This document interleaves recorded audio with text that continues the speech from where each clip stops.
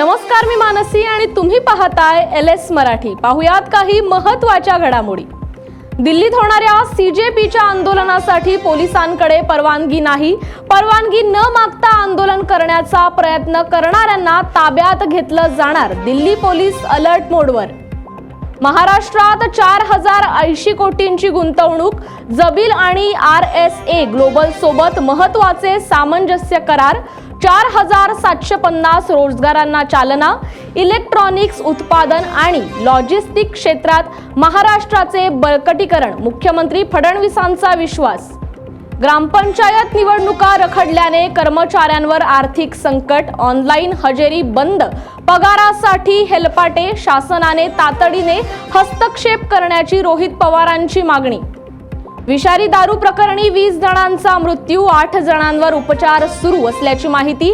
ठाणे शहरात केलेल्या छापेमारीत अनेक वस्तू CIDने केल्या जप्त। यवतमाळच्या पुसद दुय्यम निबंधक कार्यालयात हाणामारी। महिलांसमोर अश्लील शिवीगाळीचा व्हिडिओ व्हायरल।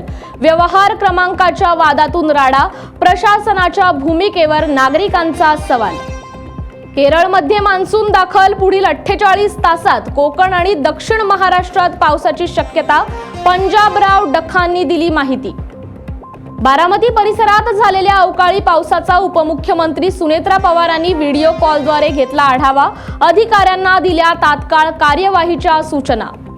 शाहू विचारांचे भाष्यकार ज्येष्ठ इतिहासकार डॉक्टर जयसिंगराव पवारांना मरणोत्तर राजश्री शाहू पुरस्कार जाहीर। कोल्हापुरात 26 जूनला होणार वितरण।